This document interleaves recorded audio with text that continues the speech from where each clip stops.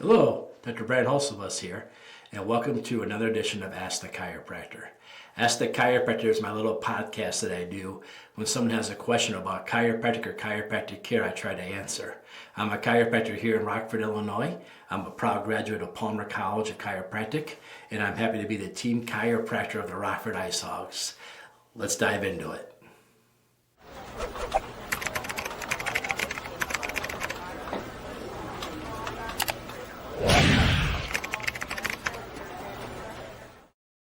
Hello, and welcome to episode 12.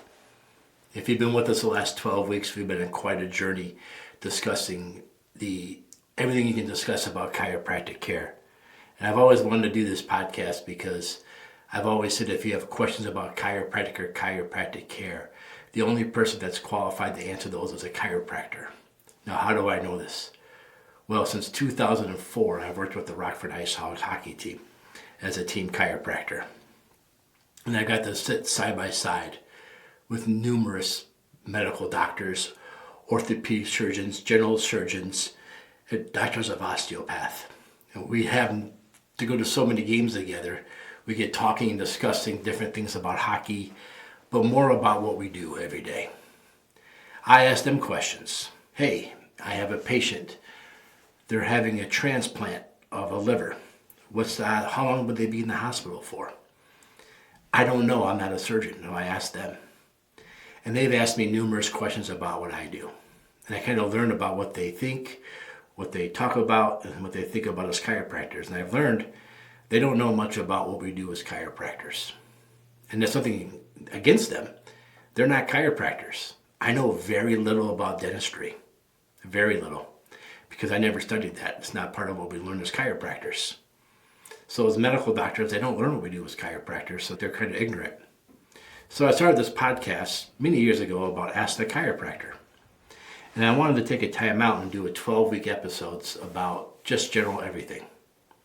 Now, in the future, we'll do deeper dives into different topics, but I wanted to give an overall chiropractic, Ask the Chiropractor topics. If you go back to episode 1, week 1, we talked about the nervous system and how chiropractors influence the nervous system through chiropractic care. A lot of people think we're back doctors or back pain doctors or neck pain doctors or headache pain doctors.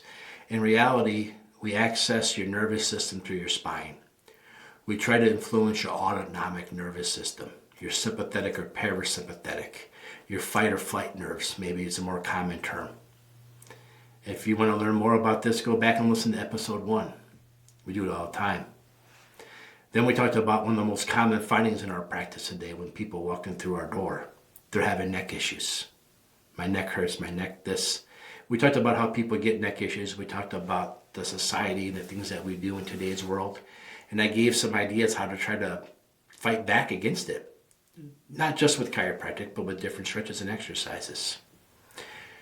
Week 3, that was a natural digression into headaches and how chiropractors help people with headaches. People get headaches all the time. Chiropractors, we focus on those top 2 bones in the neck, trying to get rid of those headaches. It's also a common place we see people with head injuries. And that was a natural lead into sports. Like I said, I've been the team chiropractor for the Ice Hogs. I've also been a team chiropractor at a couple of high schools. We are at Rock Valley College. We work with their athletes. Here in Rockford, we take care of tons of athletes. D1 basketball players all the way down to the guy that wants to play hockey on the weekend with his friends. And each one brings a different, unique challenge to us. We talked about when you don't play hockey when you're stuck at work and what your desk looks like and ergonomics and how we're destroying our spines with our sitting posture today. Sitting is the new smoking. Maybe you've heard that. Then we go from working in bad posture to the one that's most affected by bad posture, and that's your pregnant patient. So we talked a lot about how chiropractors help with pregnancy and how chiropractors can make a pregnancy better and how chiropractors even help some people be able to get pregnant, like my grandmother's story. Then we talked the next week, episode 7, about newborn babies and pediatric chiropractic care. How we take special courses and get more advanced training, but yet we're all trained the basics as we go through school. Then we know kids have a lot of stress. They have it and they create it if you're a parent. So we broke down how stress affects your overall body and the ramifications of chemical, physical, and emotional stress and how chiropractic sometimes can unlock that vicious cycle of getting stuck in there. Speaking of stress, you know what upsets the gut? We talked about the importance of gut health and some of the areas where people have gotten relief through getting chiropractic adjustments for their gut health and how they can keep that going for years. Speaking of years, episode 10, we talked about the spine and how to prevent arthritis degeneration in the spine. I'm blessed to have a practice that's been going since 1948 or 1949. We've got patients that have come here for 50 years, 60 years, getting adjusted their entire lives, and they've displayed no arthritic changes in their spine because they maintain their spine so well. And last week we talked a lot about the false things that people say about chiropractors. Things that they say that's not true. Old rumors that need to go away. Old myths that were founded on a vicious attack on my profession. And how these have lost in the Supreme Court and other areas. And how to look those up and learn the truths for yourself and how to research the internet. So let me just break it down now that we're at the end of this 12-week journey. How you can start making yourself a healthier person this time next year.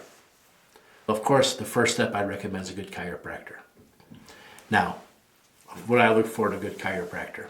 If you were in Rockford, Illinois, and you came to my practice, the first thing, we get a history on you, a full medical history, just like your family doctor would. We want to know the different things you've gone through in your health. If you go back when we talked about the first episode, we talked about going to different organs. We talked about GI health in a different week. We talked about stress in a different area.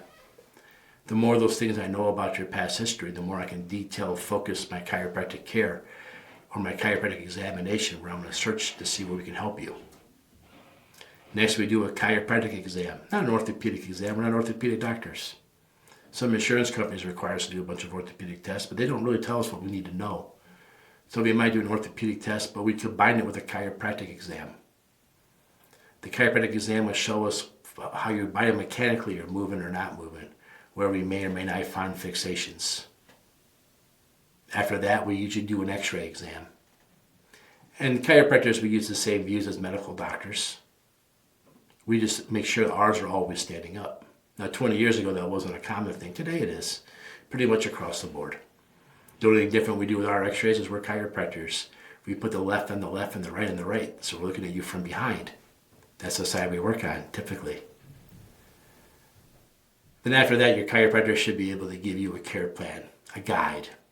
Now, we don't do it the first day. We do it after we adjust you a couple times because we want to see how you respond. Because it's hard for us to measure how much stress you're carrying with you, be it chemical, physical, or emotional. So we adjust you a couple times, and once we learn how you respond to the care that we give, then we give you a detailed care plan. Now, I don't give you a contract. I don't make you sign up for thousands of dollars of care. I give you how many times I want to see you and how often I want to see you. When I'm going to introduce homework, I call it, be it stretches, be it exercises, whatever it is, we introduce those in your care plan. Then we maybe slow down your schedule. You know what? You're starting to hold your adjustment. When you come in, I'm not having as much to adjust. I think we can decrease the frequency of how often we see you. But if I'm going to see you less, I want you to incorporate these 2 or 3 things. Maybe it's going for a walk. Maybe it's just sitting around for half an hour and trying to clear your mind. Maybe it's go to bed earlier. Maybe it's a couple stretches. We know thoughts, traumas, and toxins cause your back to go out. So we'll try to find those things out about you and try to help you eliminate some of those things so you can hold your adjustment better. Then maybe we'll go from maybe 2 times a week and 3 times a week to once a week while you're doing these things. And if you find that after a couple of weeks, you're doing a great job, you're doing the things we asked you to do, and you're even holding your adjustment longer now, then we'll change your schedule again. We'll back off even more. And now we maybe see you once every 2 weeks, 3, 4, 5, or 6 weeks, depending on you, depending on your x-rays, your exam findings, and how you respond to care. Then after that, every so often, maybe once a year, maybe once every other year, we'll do another reevaluation, see where you are. Now, I do have a thing. I said, if you've been unhealthy for 2 days in a row, something's not right, come in and see me. Or if you're not feeling right, the next day you feel worse, there's something going on, it's time to come see your chiropractor. A good chiropractor will also know when to refer you out, when it's not a chiropractic case. You've heard me last week talk about medical doctors that had a biasism towards chiropractors. I'll tell you that goes both ways. There's chiropractors that biasism against medical doctors. And I just told you here in Rockford, I'm friends with lots of medical doctors. And so I'll send you right out to them if I need to. And they understand what I do. They actually understand that if you had to have shoulder surgery, say you fell, hurt your shoulder playing hockey like I did, and you had to have shoulder surgery, they know that I'm going to adjust your C5 and C6. And those are the nerves that go down into your shoulder. And they know by me doing that, I'm going to accelerate the nerve energy going into your shoulder and maybe speed up your healing time. And when you start to recover faster than the average patient, they're going to know that's part of the care. They're going to know we work together to take care of you. I find that very important. Actually, I had a pediatrist that came in here and said, hey, when you limp, you knock the sciatic nerve out, right? I go, yes. And when the sciatic nerve is out, it takes longer for the foot to heal. I said, yes. He said, so if you adjust my patients, the nerve stays happy, the foot gets better. He goes, I look like a better podiatrist. I go, sure. And so him and I worked together for years until he retired. So you want to have a team that works together for you. And Dr. Chestnut said the best one time. He said, when your house is on fire, people can die. It's scary. And you want to have the best fire department in the world. And you want to have the best axes and hoses. And nobody denies that firemen save lots of lives. When I had to have shoulder surgery, if somebody has a heart attack, if somebody gets cut real bad and needs stitches, if somebody gets hurt playing hockey, we have hospitals and they have doctors. And they got drugs and surgeries in there that save lots of lives. Nobody ever deny that. And if you're in the hospital or somebody you care about in the hospital, you want the best doctors, the best drugs and surgeries in the world because we all know they save lives. 3 months after your fire, do you ever call the firemen to fix your house? Why not? They saved it. They were key in saving your house. If they weren't there, your house wouldn't exist anymore. No, you call a plumber, a bricklayer, electrician, whatever you got to call to fix your house. So think about chiropractic like that. Yeah, medical doctors do great things. They always have. But they're not very good at keeping you healthy. They're good at treating sickness. They're amazing at it. And I love the fact that they can do it. But when it comes to treating health, maybe you want to work with a chiropractor, a massage therapist, a mental health coach, a nutritionist, a strength and conditioning coach. That's where chiropractic can be the gatekeeper of that because we are actually physicians. And we have the ability to work with you, sometimes your insurance company, sometimes Medicare, and get you the care you need. So I hope you enjoyed these 12 episodes. And like always, if you have questions about chiropractic or chiropractic care, only a chiropractor can really answer. Feel free to leave a comment or question wherever you're watching or listening to this, and I'll get back to you. And maybe next time you'll be the question of the week.